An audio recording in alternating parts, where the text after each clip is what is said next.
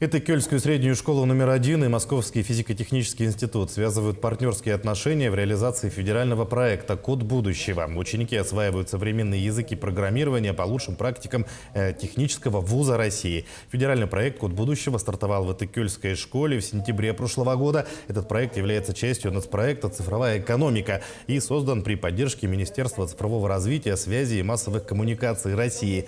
Он предоставляет уникальную возможность ученикам с 8 по 11 класса стать частью образовательной программы, разработанной ведущими IT-компаниями и вузами.